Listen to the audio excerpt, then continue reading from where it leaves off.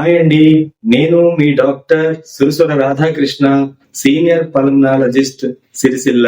Lung cancer ఎవరికి ఎందుకు వస్తుంది, దాని లక్షణాలు ఎలా ఉంటాయి, రాకుండా తీసుకోవాల్సిన జాగ్రత్తలు ఏమిటి, దాని గురించి క్లుప్తంగా విశ్లేషణ చేసుకుందాం. అసలు క్యాన్సర్ అంటే ఏమిటి? శరీరంలో కణాలు నియంత్రణ లేకుండా పెరగడం ప్రారంభించినప్పుడు క్యాన్సర్ ప్రారంభమవుతుంది. శరీరంలో దాదాపు ఏ భాగంలోనైనా కణాలు క్యాన్సర్ కణాలుగా మారవచ్చు. ఊపిరితిత్తుల క్యాన్సర్ అనేది చాలా ప్రమాదకరమైనటువంటిది. దీనిని తొలి దశలో గుర్తించి చేసినట్లయితే చికిత్స చేయడానికి చాలా అనుకూలంగా ఉంటుంది. అసలు ఊపిరితిత్తుల క్యాన్సర్ అంటే ఏమిటి? ఊపిరితిత్తులో కణాలు అదుపు లేకుండా పెరిగి ఒక గడ్డను ఏర్పరుస్తాయి. ఈ గడ్డ చుట్టుపక్కల కణాలకు వ్యాపిస్తే దాన్ని ఊపిరితిత్తుల క్యాన్సర్ అంటాం. ఊపిరితిత్తుల క్యాన్సర్ ని ముందస్తుగా గుర్తించడం ఎలాగా? ఊపిరితిత్తుల క్యాన్సర్ ముందస్తుగా గుర్తించడం చాలా కష్టం. ఎందుకంటే చాలా సందర్భాల్లో లక్షణాలు చూపించకుండా ఉంటుంది. అధిక ప్రమాదం ఉన్న వ్యక్తులు, అంటే ఎక్కువ కాలం స్మోకింగ్ చేస్తూ ఉన్న వాళ్ళల్లో స్క్రీనింగ్ చేయడం వల్ల క్యాన్సర్ మొదటి దశని గుర్తించడానికి అవకాశం ఉంటుంది. అలాగే ఈ స్క్రీనింగ్ పద్ధతిలో లోడోస్ సిటీ స్కాన్ ఉపయోగించడం వల్ల ఊపిరితిత్తులలో గడ్డలు లేదా అసాధారణమైన మార్పులను తెలుసుకోవచ్చు. ఊపిరితిత్తుల క్యాన్సర్ లక్షణాలు ఎలా ఉంటాయంటే, కారణం లేకుండా చాలా రోజుల పాటు తీవ్రమైన దగ్గు రావడం, రక్తంతో కూడిన దగ్గు రావడం, చిన్న పని చేసినా ఊపిరి తీసుకోవడంలో ఇబ్బంది పడడం, ఊపిరి తీసుకునేటప్పుడు లేదా దగ్గుతున్నప్పుడు ఎక్కువగా ఛాతీ నొప్పి రావడం, శబ్దం చేస్తూ ఊపిరి తీసుకోవడం, ఇది కొన్ని సందర్భాల్లో కనిపిస్తుంది. ఏ కారణం లేకుండా బరువు తగ్గడం, త్వరగా అలసిపోవడం, తరచుగా జ్వరం వస్తూ ఉండడం, ఎముకల నొప్పి, ఇట్లాంటివి రావడం జరుగుతుంది. గుర్తుంచుకోవాల్సిన విషయం ఏంటంటే, ఈ లక్షణాలు వేరే రోగానికి కూడా కారణం కావచ్చు. ఈ లక్షణాలు కనిపించినట్లయితే వెంటనే వైద్యుడిని సంప్రదించడం చాలా ముఖ్యం. ఏ పరీక్షల ద్వారా ఊపిరితిత్తుల క్యాన్సర్ నిర్ధారణ చేస్తాం? మొదటిగా ఛాతీ ఎక్స్రే.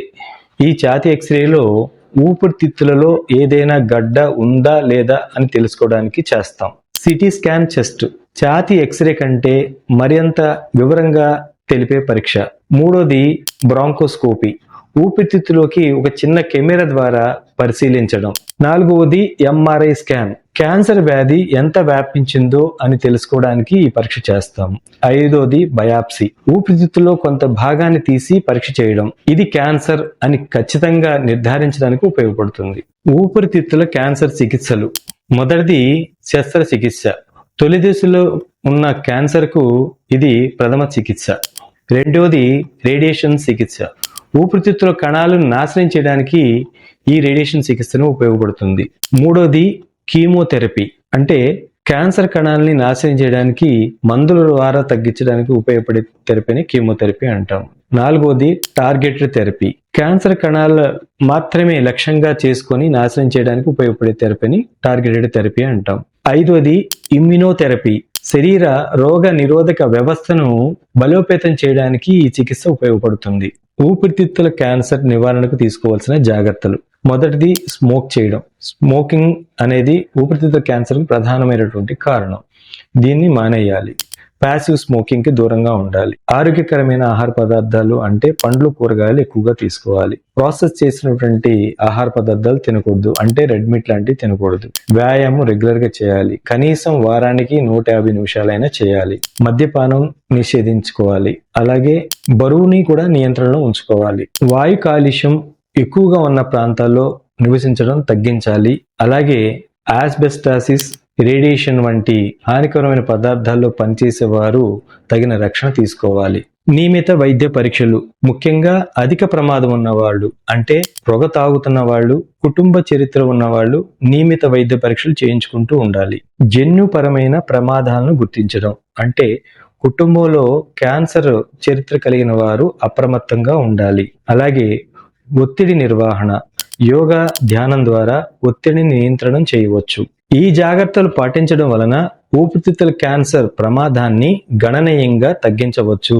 అయితే ఏదైనా అసాధారణమైన లక్షణాలు కనిపించినట్లయితే వెంటనే వైద్యుని సంప్రదించడం చాలా ముఖ్యం. ఈ వీడియో మీకు నచ్చినట్లయితే లైక్ చేయండి, షేర్ చేయండి, సబ్స్క్రైబ్ చేయండి.